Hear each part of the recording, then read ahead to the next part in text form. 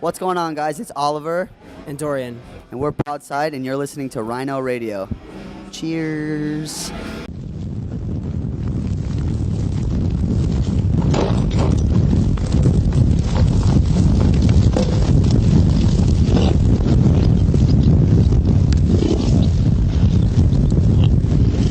So I'm again with Broadside. Hello. Yeah. Hey. I've spoken to Dorian a few months ago. Okay. Probably forgot about it. We got some deep stuff out there. Oh yeah, Really deep stuff. good stuff. He's a sad guy. Okay, so you're back in the UK and you're doing your first headliner? Yeah. Yeah, Okay. Good stuff? Pretty crazy, Yeah. right? We sold it. It sold out like a 3 weeks after we announced it. The London show did. Like Manchester's almost sold out as well, and Yeah. Glasgow is like halfway there or something. But yeah, so it's pretty surreal. We had no idea what to expect. Yeah, we've never done a headliner, so we were like, you know, it'd be fun if we did it in another country. Yeah, let's start doing headliners in a country we are not from. Yep. Great idea. Well, it worked out. It worked out. Yeah. I'm fine with it's it.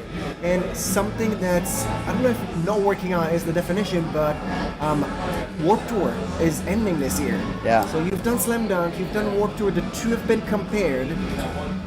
What is the next step in the US? Are you going to bring Slam Dunk with you to the US? That'd be rad. You We're know, gonna start our own fest. yes. It's gonna be called Please Give Us Money Fest. Please donate your time fest.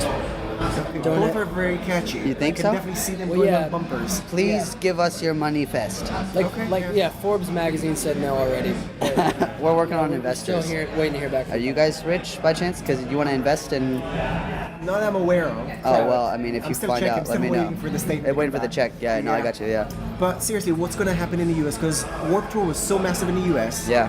Slam Dunk is bringing pop punk. For sure. Yeah. Yeah, in the UK. And you know, What's going to take its place? I honestly, I don't know. I mean, I can't speak on their behalf or anything, but I don't know if Warped Tour is gonna completely evaporate.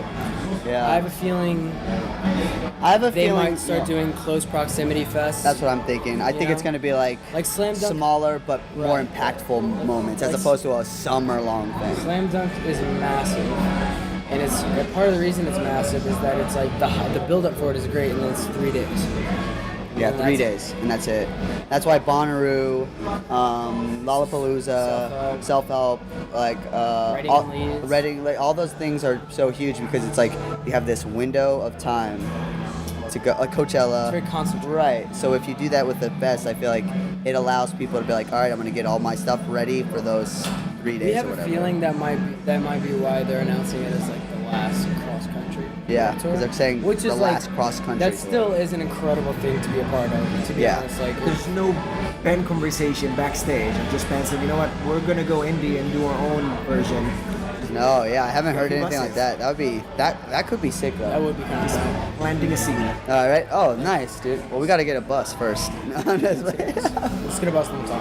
Okay, and you've just released Summer Stained. yeah. Okay, really emotional stuff about fans, about going back home Yeah. after tour, which is something that, on one hand, relates to so many of us, Yeah. even fans. But I don't think people have talked about it before. Did you get any comments from bands saying, you know what, that's exactly what hits me after every tour?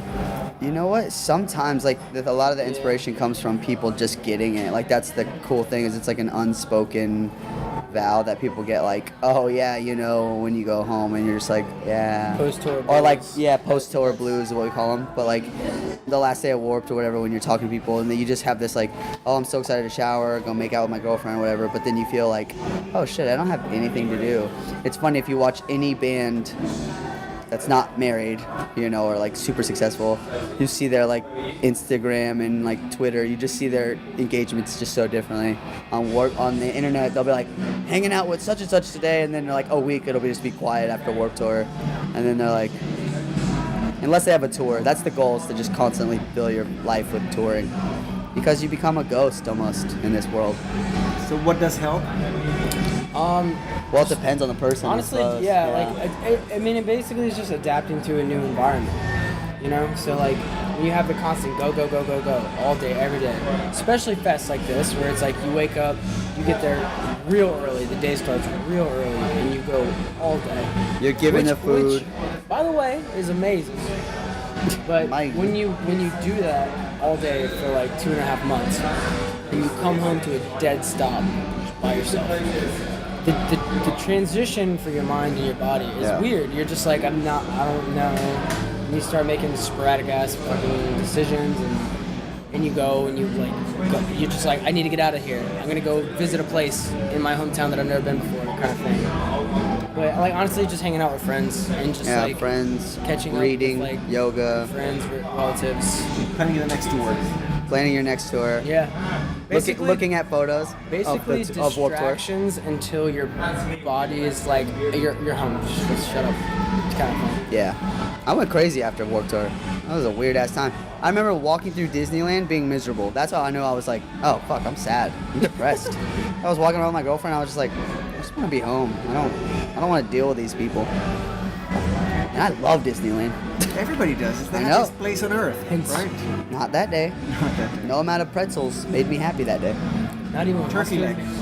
Not even sorry. a turkey leg. That's what I'm saying. Maybe if I had a turkey leg. Maybe because I'm vegan, I'm depressed. Maybe that's what. You are starting a fire right here. I know. Wow. I'm only joking. Vegan 10 years strong, baby. Okay, but I think you already touched on my next question. Yeah. You guys are known to be really opinionated. Yeah, hell Okay, yeah. Seriously and not seriously at the Yeah, same time. of course. Okay, being annoyed with political stuff, but Yeah. also cues at Panera. Yeah. Okay, what annoys you as a band right now? Fake ass internet personalities. Yep. Okay. Because like I get gimmicks and I get like faking it till you make it. I get that. I get putting a smile on in the morning. But as a band, we pride ourselves on not planning and just fucking doing it. Like we work hard. We write good songs. We let the music speak for itself. But at the same time, we're not like, we don't plan what we're gonna say and how we're gonna interact with fans. Everything we say and do is organic and natural to that. And in the sense of, I trust anyone in this band to not be a piece of shit or say something that's gonna be like so ridiculous. So we don't have to talk about that. It's just an understood dialogue that just let the music come first, be a good person, and believe in what you do. And that's it. The rest is history. Have fun. I don't like this like, what's up guys, you gotta change your life and be happy and blah, blah, blah. So it's like, you should that. But I wanna empower somebody through perseverance and through the strength of understanding humans and yourself. Yeah. That's our vibe. It's Not like, know this. Don't listen to someone else and let them tell you how to feel. Yeah, not putting yourself like at the back of a chessboard saying, Yeah, Follow me. I just want to inspire people. I know I'm very opinionated, but it's like you have to, because millions of voices are speaking. So you got to be like, listen. And I also think like, as bands, as artists, Yeah, there's tons of gimmicks, and it's hard to find out where the line really falls Right. between the gimmick and the artist. Some gimmicks are gimmicks, and the art is great. It's like phenomenal. Yeah, and yeah. that's just good marketing. Like That's Kiss. fine. Like Kiss. But some gimmicks are just gimmicks and nothing else. to manipulate That people into buying their annoys product. The shit. And that sucks. I'm 29 years old. The idea of a gimmick being sold to a 15-year-old, it just hurts. I know it works, but I don't want to do it. Yeah, it sucks. And that's coming from a guy with this haircut. So being self-aware but also not too serious. Yep, that's Also- the best that's the best way to gimmick. do it. Yeah, That's the best gimmick. the best gimmick. The best gimmick is to just be honest and not pushing up of your opinion. Like, I don't really like that. Why? Because it's fucking awful. And be like, all right. Well, Ollie's an opinionated guy. That's it. Not be like, you should hate it too. Let me give you 20 reasons why that's awful. Or the opposite, where it's like, I don't really have an opinion, so I'm going to stay away from it because that's a risky subject. It's like, it's 2018. You kidding me? You got to stand for something or you'll fucking die for nothing. When was the last time you got into a tweet war? Oh man, I went with tweet war with myself a couple months ago. I was just like having this dilemma. I don't know. I was just freaking out, and I said something, and someone was like,